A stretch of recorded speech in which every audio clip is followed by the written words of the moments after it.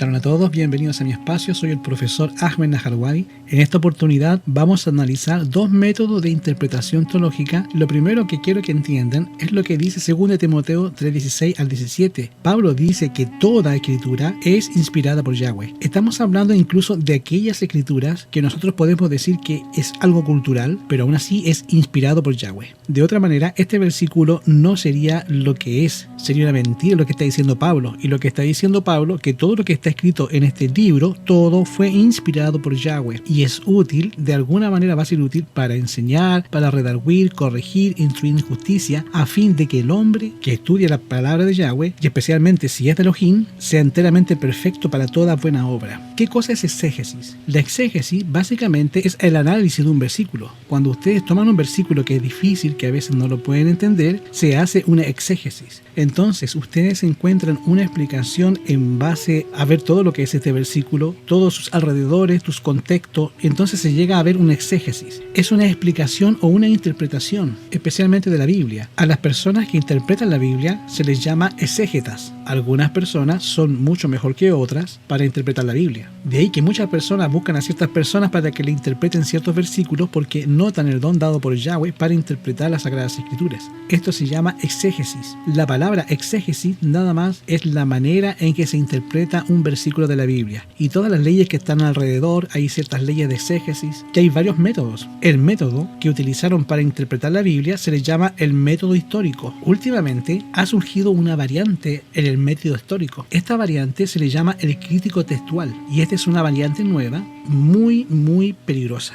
Les voy a poner varios ejemplos para que ustedes puedan ver los dos métodos funcionando lado a lado y ustedes se van a dar cuenta que parece tener sentido lo que están diciendo. Sin embargo, este método es el que le abre la puerta a los homosexuales a las iglesias. El método histórico, que busca la forma lingüística, la estructura subyacente, el sentido original del texto, las condiciones dentro de los cuales tuvo su origen, los primeros destinatarios y por supuesto análisis de toda la Biblia. La crítica textual es el que hace esta variante, la variante crítico textual. No necesitan aprenderse los nombres, solamente tienen que saber que está el método normal, el método que usamos por años, el método que últimamente los seminarios teológicos dirigidos por pastores, por escolásticos, de los cuales yo les pido que ustedes tengan mucho cuidado y se cuiden. Y en Estados Unidos los liberales han ganado prácticamente todos los seminarios y casi todos ellos utilizan este método para interpretar la Biblia. No puedo decir que todos, porque sé que hay algunos que todavía siguen con el método normal que aprendimos a través de nuestra vida y que nos parece lógico, pero en esta oportunidad vamos a ver cómo funcionan estos dos sistemas de interpretación teológico. El primer intérprete y primario, que el único que vale, es el Ruach HaKodesh, el Espíritu Santo, nuestro Mashiach, y esto ustedes lo reciben y cualquier persona que estudie la Biblia. No tienen que tener ningún título, ningún seminario para entender la Biblia. Ahora, de pronto ustedes se encuentran con algunos versículos que parecen contradictorios o que parecen difíciles de entender, y ahí es donde ustedes pueden entender o pueden recurrir a ciertos estudiantes que se han topado con el mismo problema y que han tratado de darle solución. Y ahí lo guía el Ruach HaKodesh, porque ustedes ven lo que dice una persona y le ven luz. ¿No le ha parecido a ustedes que escuchan a alguien hablar que te está explicando algo difícil? Dices, caray, ahora lo entiendo. Pero no se queden con eso, sigan viendo si estas cosas realmente son así. Vean varias posturas, vean varios análisis, versiones, y es así como ustedes pueden llegar a una comprensión. Pero su comprensión no está basada en lo que dice la persona, sino que en el estudio, en el análisis de un versículo de la palabra de Yahweh. Entonces no es posible que tú llegues a una conclusión con respecto a cualquier tema tópico sin haber leído la Biblia. Cuando te encuentras con una persona que dice, yo tomé la postura que estoy a favor, entonces le dice, entonces explícame cómo entiendes este versículo. No lo entiendo, tengo que estudiarlo. Entonces ya tomaste la posición sin haber estudiado la Biblia. Su manera de interpretar la Biblia no es la forma normal de interpretar la Biblia, sino que es la forma en que la han interpretado últimamente bautistas, metodistas, anglicanos, todos los que no guardan el sábado. Mira, lo que voy a hacer ahora es ponerle a ustedes versículos de la Biblia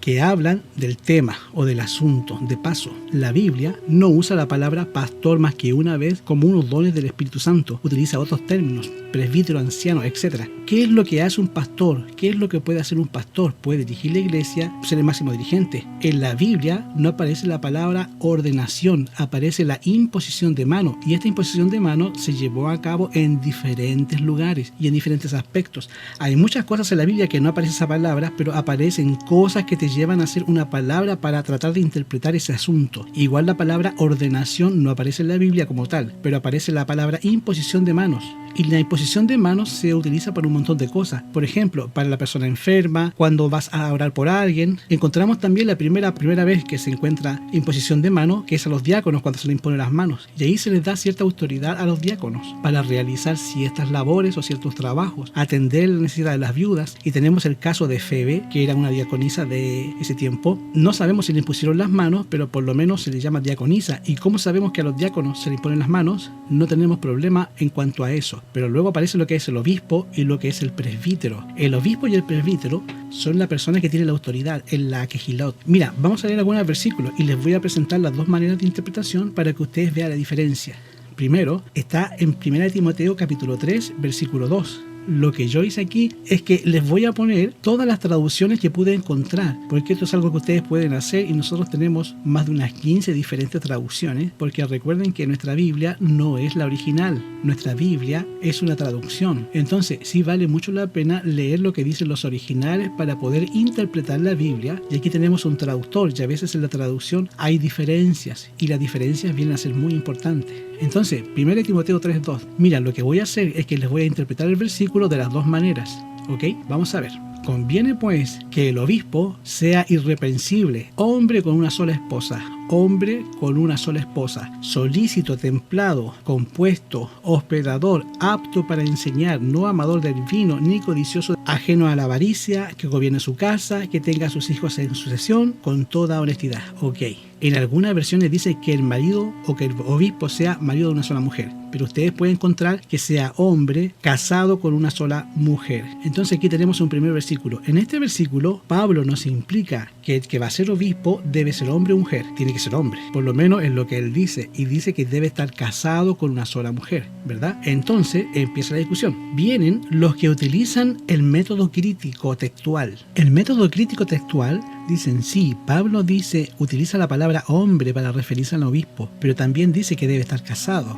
Dice que está casado. Y en la Biblia encontramos a muchas personas que eran obispos. El mismo Pablo no estaba casado. Y encontramos a Timoteo que no estaba casado y era obispo. Entonces, si nosotros tomamos este versículo como una razón para decir que el anciano o el obispo, el pastor, tiene que ser un hombre, también podríamos usarlo para decir que tiene que estar casado. Y como nosotros sabemos, hay un montón de ancianos que están nombrados que son solteros y hay muchos pastores que son solteros. Y dicen, ahí está, tiene que estar casado. Por lo tanto, este versículo es un versículo que tiene que ver con cultura. Es un asunto regional, es un asunto cultural que tiene que ver con ellos. Sí, fue inspirado por Yahweh, es un consejo, pero para ese tipo de personas. Y como esto es así, entonces si no podemos tomar a la letra el que sea marido de una sola mujer, tampoco podemos tomar que sea hombre, sino que nada más pues que sea una mujer que está casado con un solo hombre. Si vamos a aceptar a un soltero para ser anciano, también podemos aceptar a una mujer. Nada más se le aplica el principio de que no esté casado con varias personas y con el hombre igual, que no ande así, sino que esté casado con una sola mujer.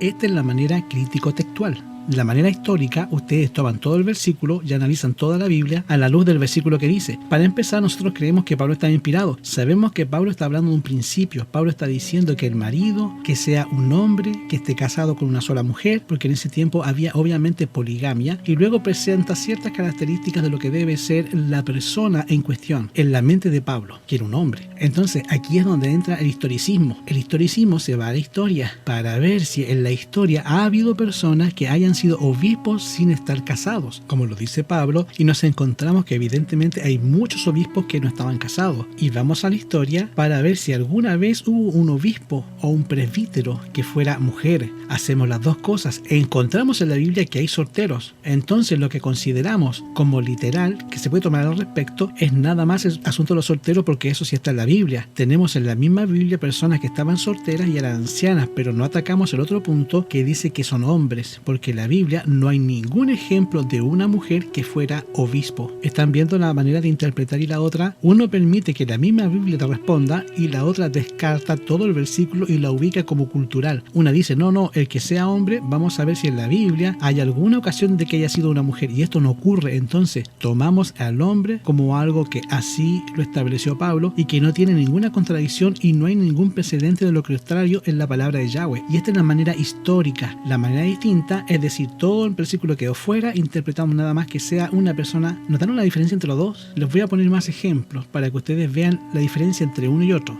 Vamos a ver otro ejemplo. Este se encuentra en 1 Corintios capítulo 11, versículo 3. Mas quiero que sepáis, dice Pablo, que Yahshua es la cabeza de todo varón, y el varón es la cabeza de la mujer, y Yahweh la cabeza de Yahshua. Todo varón que ora o profetiza cubierta la cabeza, afrenta su cabeza. Pero toda mujer que ora o profetiza no cubierta su cabeza, afrenta su cabeza, porque lo mismo es que si rapase. Porque si la mujer no se cubre, trasquínese también, dice Pablo. Y si es deshonesto la mujer trasquinarse o raerse, cúbrase. Porque el varón no ha de cubrir su cabeza, porque es imagen y gloria de Yahweh, mas la mujer es gloria del varón. Versículo 8. Porque el varón no es de la mujer, sino que la mujer es del varón. Sigo leyendo, verso 9. Porque dice que el varón fue criado por causa de la mujer, sino que más bien la mujer por causa del varón. Versículo 10. En el original dice, y no pone la palabra velo, por lo cual la mujer debe tener autoridad sobre su cabeza por causa de los ángeles. La palabra señal de está agregada, así que no la leo. No aparece en el original. Voy a leer el versículo 10, tal y como aparece en el original, por lo cual en algunas versiones aparece señal de con letrita itálica, que quiere decir que esa palabra la agregaron. Verso 10, por lo cual la mujer debe tener autoridad sobre su cabeza por causa de los ángeles. Aquí Pablo está diciendo que la mujer debe tener autoridad sobre su cabeza. Está diciendo Pablo. Entonces, ¿cómo le vas a dar autoridad a una mujer? La autoridad de la iglesia. Aquí está diciendo Pablo que no se le puede dar la máxima autoridad a la que gira a la mujer. Este es el problema de la ordenación. El problema es que en el paquete de la ordenación no solamente va que predique bonito, que sea muy servicial, que sea muy buena. Hermanos, hay mujeres que son mucho mejor para administrar que los hombres. Las mujeres son muy buenas para hablar, son muy buenas para predicar, y alguien dice, eso solo se los da el Espíritu Santo. Si eso fuera nada más la ordenación, el reconocimiento de todo eso, no habría problema. El problema es que en el paquete de la ordenación está darle autoridad a la mujer, autoridad de dominio, autoridad de que yo puedo hacer lo que tú no quieras, autoridad de decirle al esposo, entonces, ¿quién manda en la casa? ¿El esposo o la pastora? Es una contradicción. Entonces llega el punto. Ahí está Pablo diciendo que la mujer debe tener autoridad sobre su casa. Entonces, el método crítico, que es el que estamos haciendo referencia, dice, ok, en este texto claramente está hablando del velo. Entonces viene la pregunta, ¿usamos nosotros velo? ¿Las mujeres usan? No usan velo.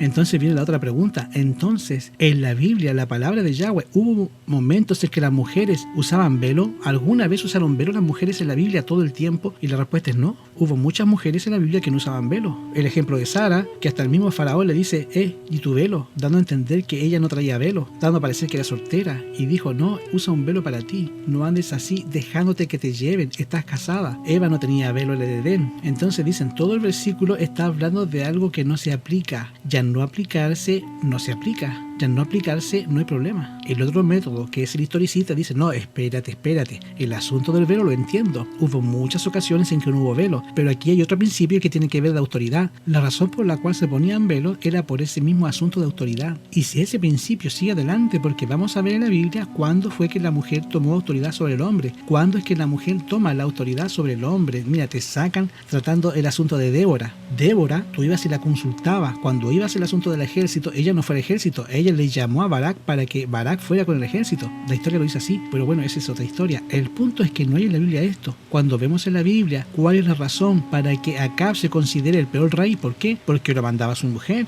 Y es interesante, esto no existe en la Biblia. De hecho, la Biblia te presenta todo lo contrario. Esto no funciona así. Entonces, automáticamente, los que están en contra de la ordenación de la mujer dicen, este versículo que te está diciendo no se puede. No le puedes tú conceder a una mujer únicamente toda la autoridad de la que giró. Y el otro grupo te dice, no, este versículo no lo desautoriza. Simple y sencillamente es un asunto que tenía que ver con la cultura de ese tiempo, pero no se aplica a este tiempo de hoy. Ya no usar velo, todo lo demás no tiene razón de existir. El mismo Pablo te está diciendo que tenía que ver con la creación, que el hombre fue creado primero y que después vino la mujer, y te presenta que Yahweh es cabeza de Yahshua, aun cuando son iguales. Yahshua se somete al padre y te presentan ciertas jerarquías que tienen que ver con la Biblia.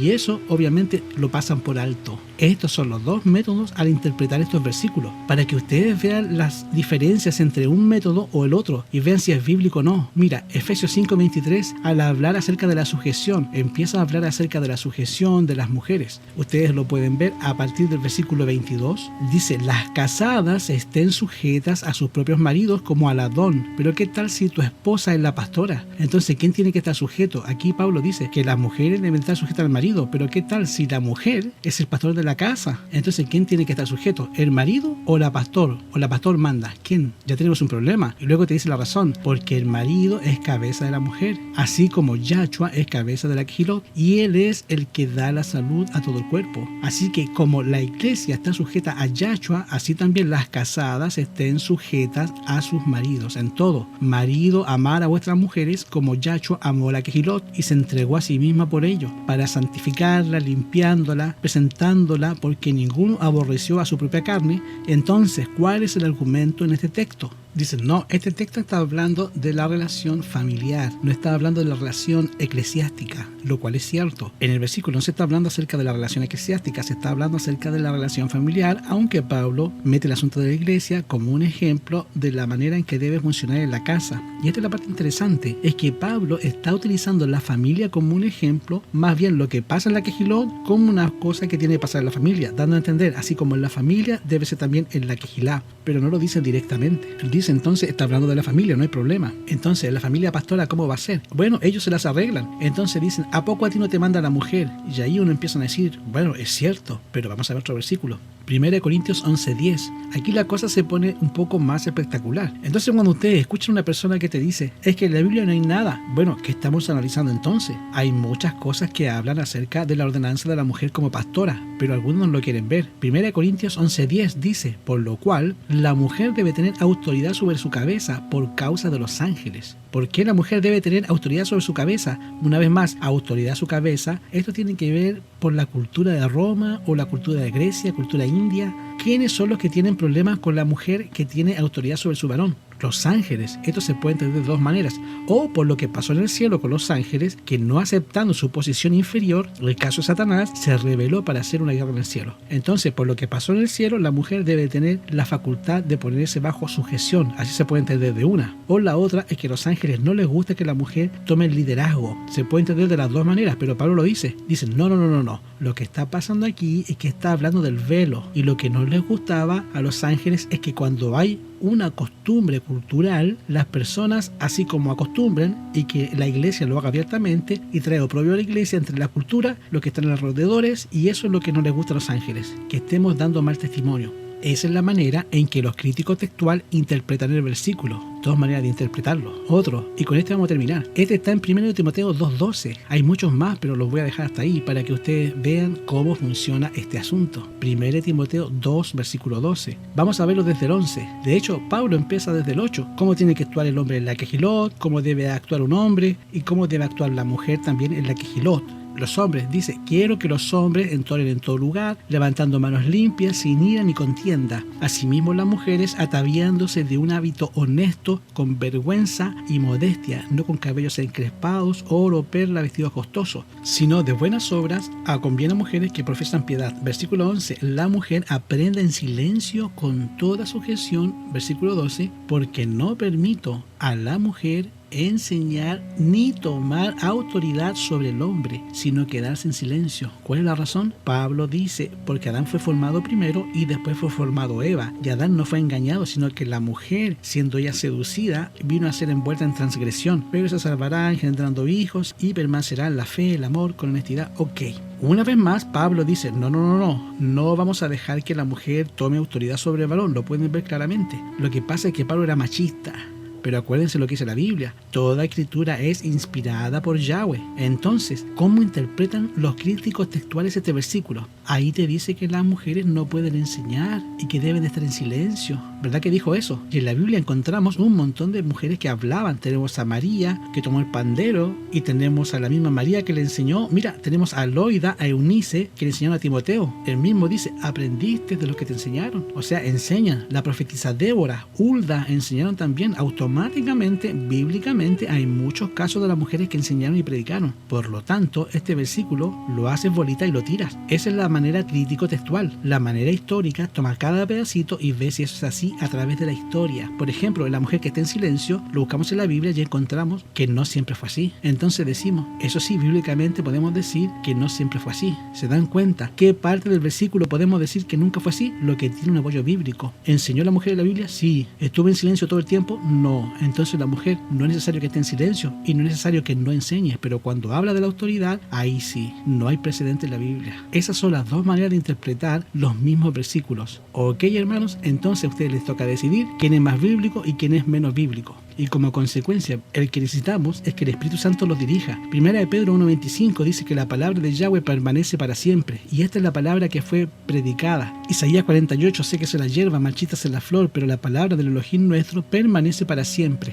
Por eso, cuando leamos la Biblia, vemos lo que dice toda la Biblia para saber si esto es así. No necesariamente tomas un versículo ni un párrafo, sino que tomas todas las frases específicas que la Biblia presenta. Este es el método histórico normal. El otro método toma todo el pasaje y porque algo no coincide, lo hace bolita y lo tira. Si hacemos eso, le abrimos la puerta a todos los que por la cultura dicen que el asunto de los homosexuales es un asunto cultural y tiene que ver con ese tiempo. Y las partes de la Biblia menciona eso es porque así se veía en ese tiempo, pero hoy día eso es otra cosa. Yahweh nos ha llamado a seguirlo poniendo nuestra fe en este santo libro. Que Yahweh les bendiga, que Yahweh les dé shalom y una excelente semana.